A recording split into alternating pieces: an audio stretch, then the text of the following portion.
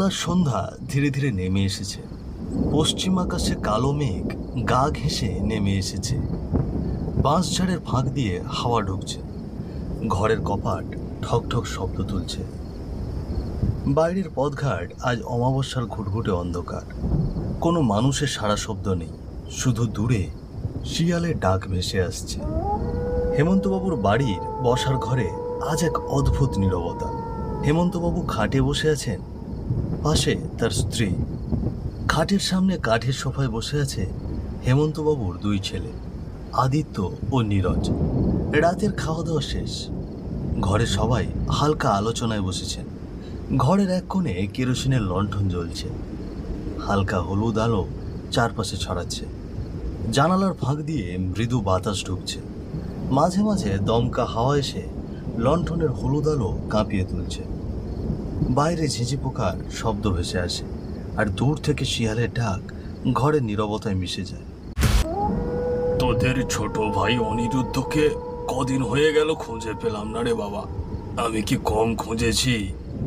লোক লাগিয়েছি গ্রামে গঞ্জে, সবাইকে বলেছি যদি কেউ দেখতে পায় সঙ্গে সঙ্গে খবর দিতে। নির্বোধ ছিল বটে, কিন্তু মনটা ছিল সোনার মতো। হ্যাঁ বাবা, অনিরুদ্ধ যে এভাবে হারিয়ে যাবে তা ভাবতেও পারিনি। হঠাৎ যেন কোথায় হারিয়ে গেল ছেলেটা। আমরা তো খোঁজাখুঁজি ছেড়ে দিইনি, এখনো নজর রাখছি, কিন্তু এই গ্রামের আশেপাশে কেউ তাকে দেখেনি। যাই হোক, ছেলে তো ফিরল না। চেয়েছিলুম 3 ভাইকে সম্পত্তি দিতে, কিন্তু তা তো হলো না। আমার বয়স বাড়ছে, শরীরও ভালো যাচ্ছে না। তোরা চাকরি করছিস, ভালো রোজগার করছিস ভগবানের কৃপায়, কিন্তু আমার যে জমি জমা টাকা পয়সা কাগজপত্র আছে, সেগুলো তোদের বুঝিয়ে দেওয়া দরকার। আমি আর তোর মা এসব সামলাতে পারবো না। আপনি যা ঠিক মনে করেন তাই করুন বাবা। ঠিক আছে, অনিরুদ্ধ নেই, তোদেরই তো সব সামলাতে হবে। আর ও থাকলেই বা কি করতো? তোদেরকেই তো সব দেখাশোনা করতে হতো। আমি চেয়েছিলাম অর্ধেক সম্পত্তি ওকে দেবো, কিন্তু বাবা, আমি ওই রকম করেই কাগজ করে রাখছি। ও যদি ফিরে আসে ওকে বুঝিয়ে দিস তোরা। আমরা বুড়ো বুড়ি ভাবছি একটু অবসর নেব, তীর্থে যাব, 2 দিন বাইরে সময় কাটাবো। সংসার আর ভালো লাগে না। বাবা, আজ এসব কথা না হয় ছেড়েই দাও। এই নাও, খাওয়া দাওয়া করে শুয়ে পড়ো।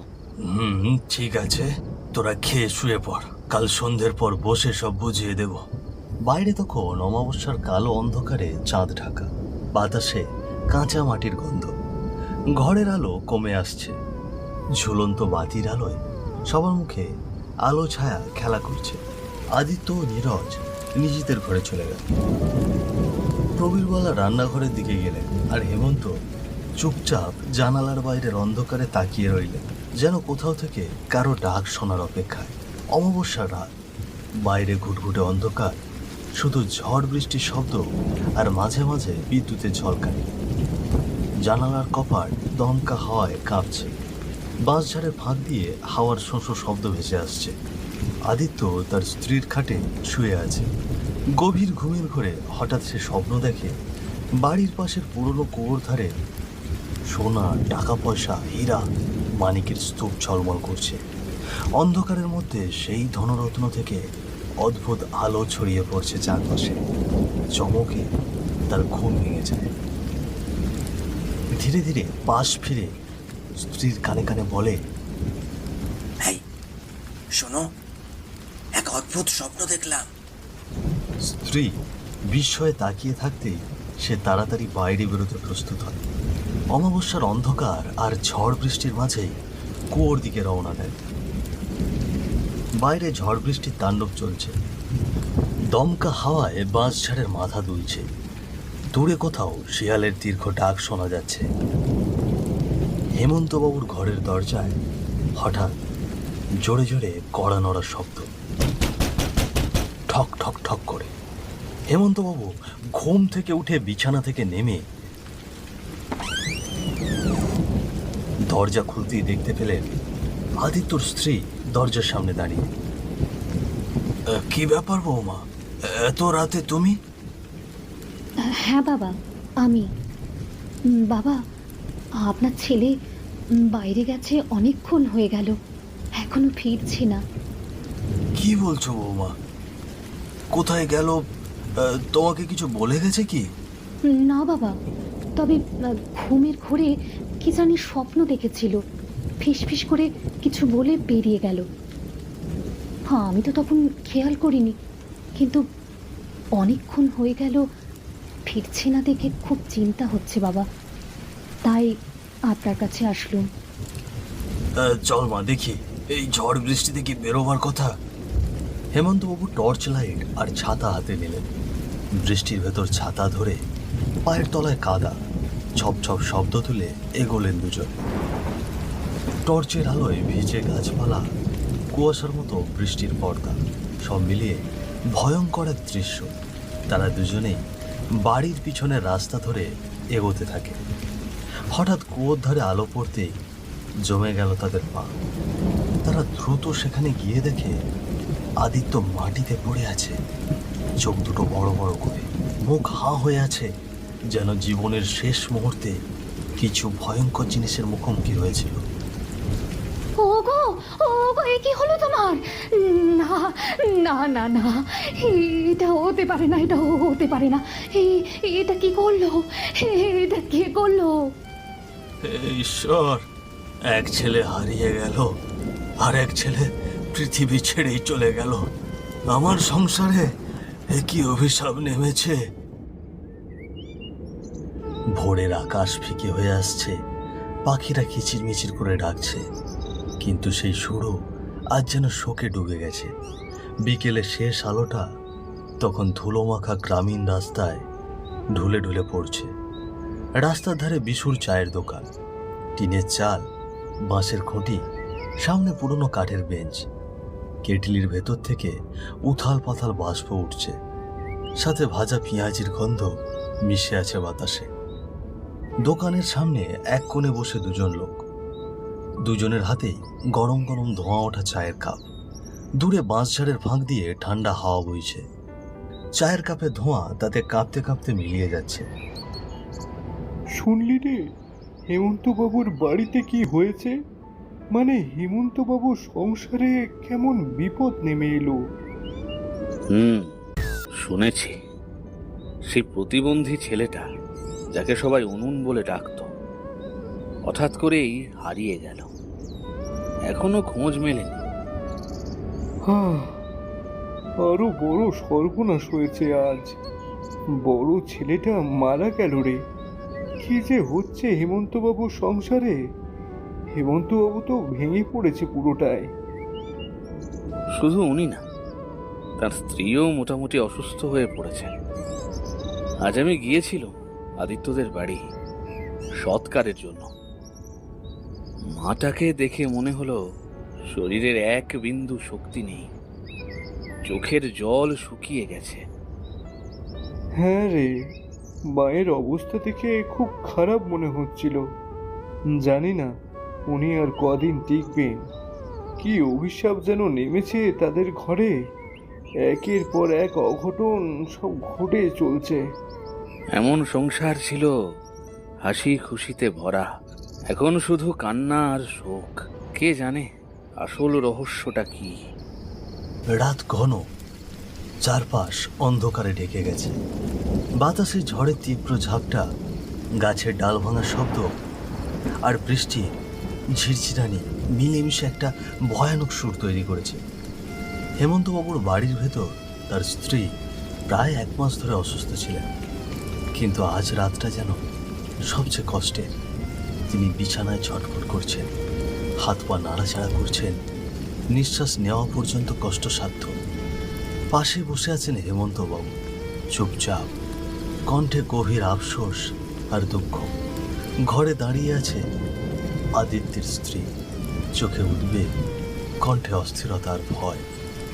বাতাসে টলমল শব্দ, জানালা ধাক্কা খাচ্ছে ঝড়ের কারণে।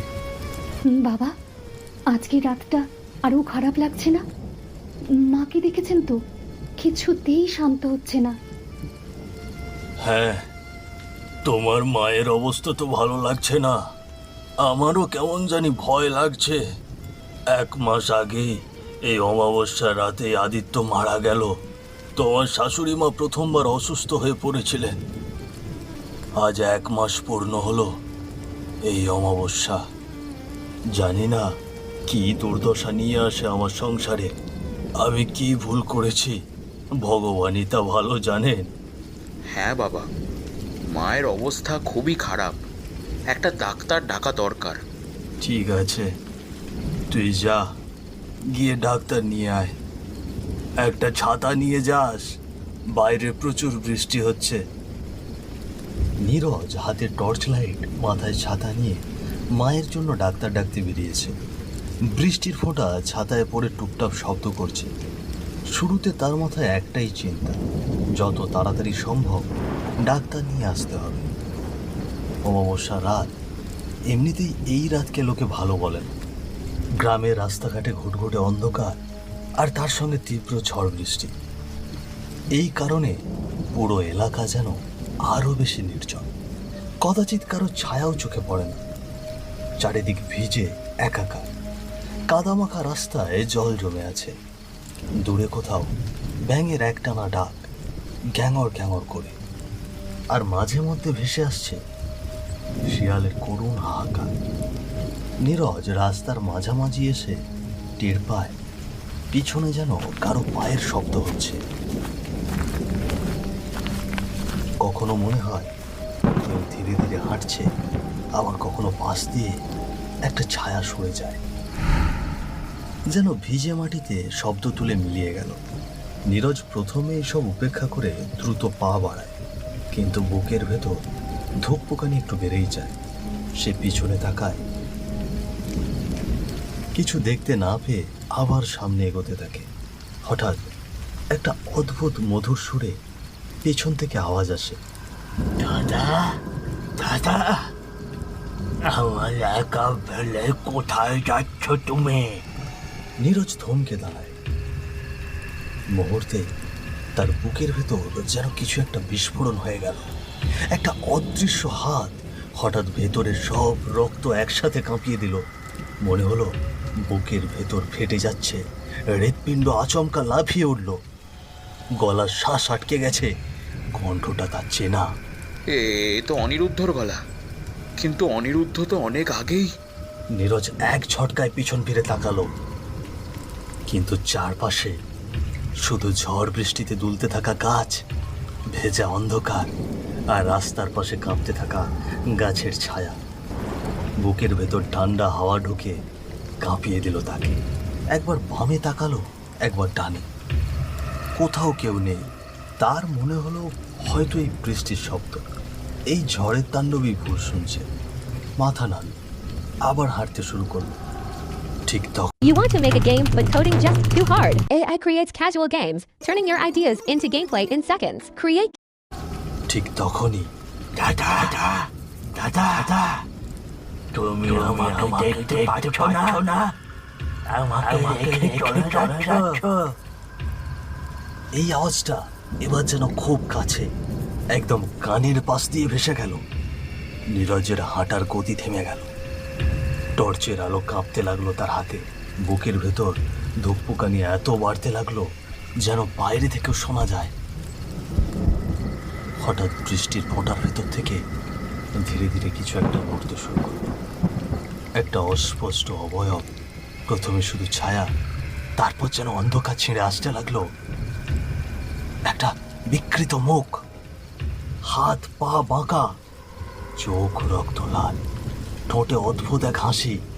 প্রচণ্ড বৃষ্টি পড়ছে, তবুও তার শরীরে এক ফোঁটা জল লাগছে না। নীরজের চোখ বড় বড় হয়ে গেল, গলা শুকিয়ে কাঠ, ঠোঁট নড়ছে কিন্তু শব্দ বেরোচ্ছে না। যেন সামনে দাঁড়িয়ে থাকা মৃত্যু আস্তে আস্তে তার দিকে হাত বাড়াচ্ছে। ও অনিরুদ্ধ, তুই আজ এখানে? তোকে তো আমি... তোমরা আমার সঙ্গে কি করেছিলে দাদা? আজ অমাবস্যার রাতে তোমাকেও আমার সঙ্গী করব। আমি আদিত্য দাদাকেও আমার সঙ্গে নিয়েছি, তোমাকেও নেব। আমার যে একা থাকতে খুব ভয় করে গো দাদা। তুই আদিত্য দাদাকে মেরেছিস? হ্যাঁ, আমি দাদাকে মেরেছি। তোমরা কি করেছিলে আমার সঙ্গে? আমার রক্ষা ছিল না, আমি তো প্রতিবন্ধী ছিলাম। হাত পা বাঁকা, মাথাও ঠিক ছিল না, তবুও তোমরা। কথা শেষ না হতেই অনিরুদ্ধর মুখ ভয়ঙ্কর বিকৃত হয়ে যায়, দাঁত বেরিয়ে যায়, চোখের পাতা উল্টে সাদা হয়ে যায়। বাতাস হঠাৎ আরো ঠান্ডা হয়ে যায়। নীরজ হোঁচট খেয়ে দৌড়ে পালাতে শুরু করে। বাঁচাও, বাঁচাও আমাকে, বাঁচাও! কে আছো? বাঁচাও, বাঁচাও আমাকে, বাঁচাও! সে বাড়ির উঠোনে ঢুকে পড়তেই হেমন্ত বাবু আর আদিত্যের স্ত্রী ছুটে বেরিয়ে আসে। কি হয়েছে, কি হয়েছে নীরজ? তুই এরকম হাঁপাতে হাঁপাতে দৌড়চ্ছিস কেন? বাবা, ও বাবা, দেখো না, এই যে অনিরুদ্ধ। অনিরুদ্ধের আত্মা ধীরে ধীরে তাদের সামনে আসে। বৃষ্টির মধ্যে হাওয়ায় ভাসছে সে। অনিরুদ্ধ, তুই এই অবস্থা কেন বাবা? তুই তো কোথায় হারিয়ে গিয়েছিলি? কোথায় ছিলি? না বাবা, আমি হারিয়ে যাইনি, আমাকে ওরা মেরে ফেলেছে। ওরা খুব লোভে। কি কি বলছিস এসব? তুই সেই জমির কথা মনে আছে বাবা? তুমি ভাগাভাগির কথা বলেছিলে।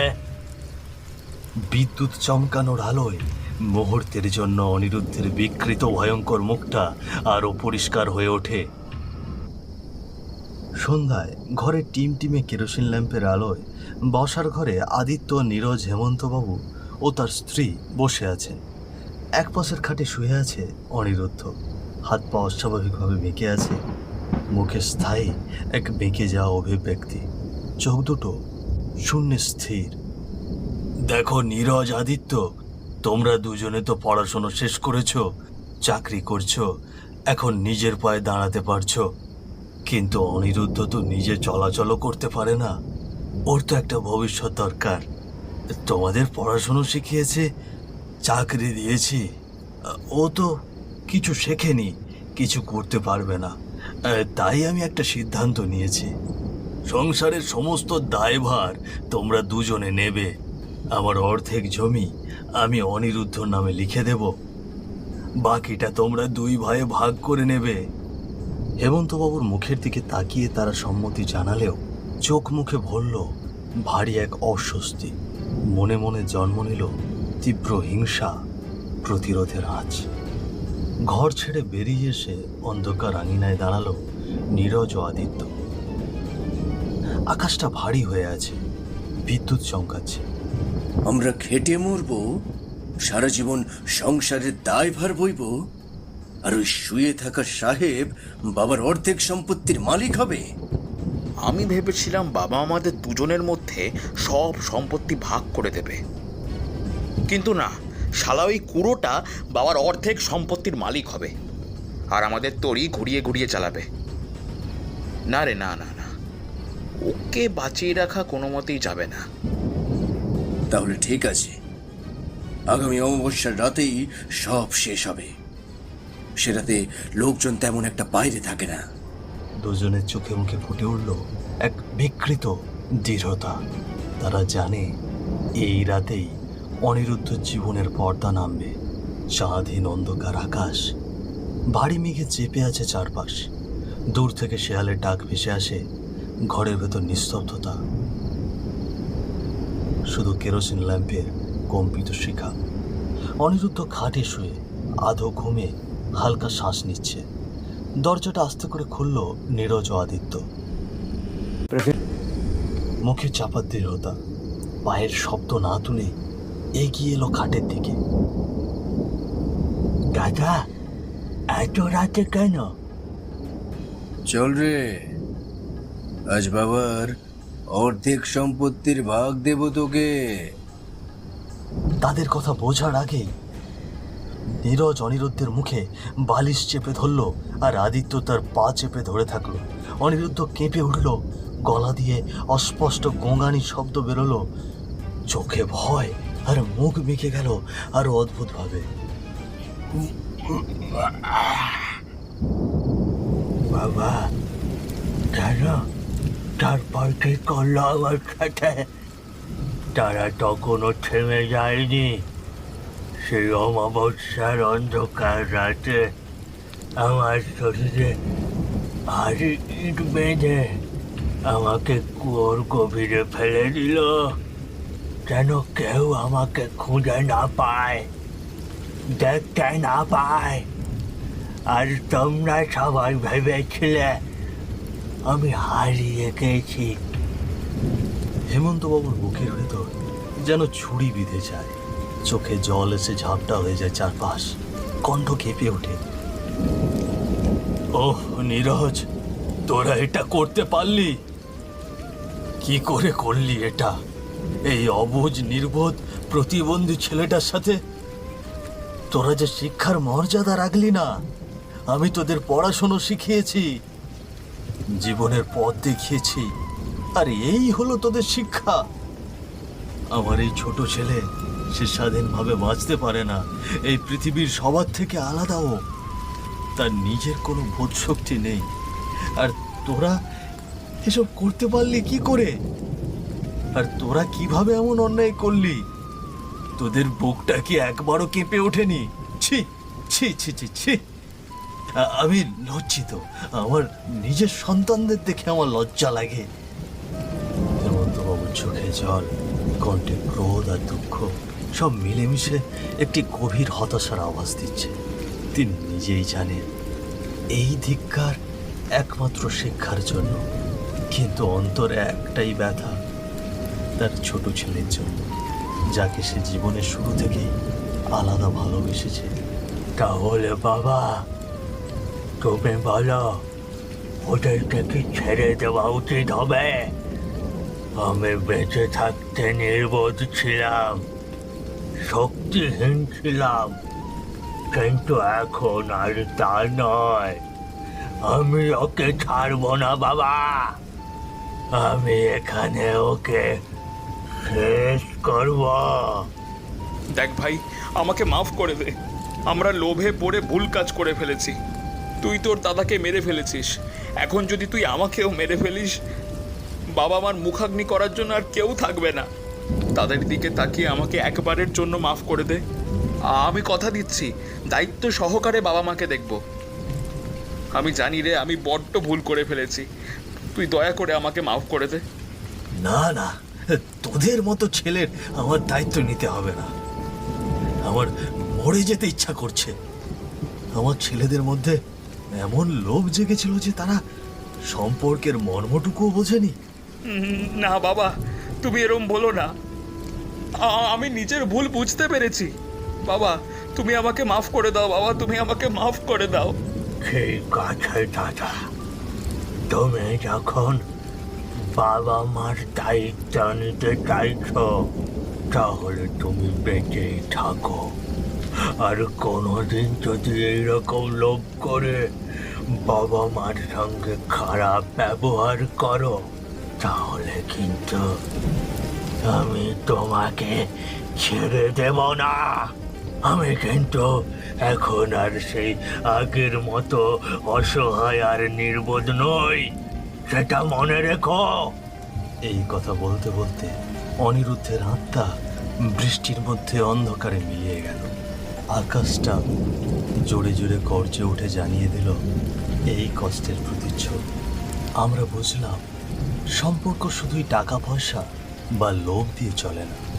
সত্যিকারের দায়িত্ব, ভালোবাসা আর মানবিকতা কখনো অবমূল্যায়ন করা যায় না। কখনো নিজের স্বার্থে অন্যের ক্ষতি করা উচিত নয়। আর স্বার্থের সাথে সম্পর্কের কোনো তুলনা হয় না। আর মানুষ হারালে আর ফিরে আসে না। সেই শিক্ষা চিরকাল মনে রাখা প্রয়োজন।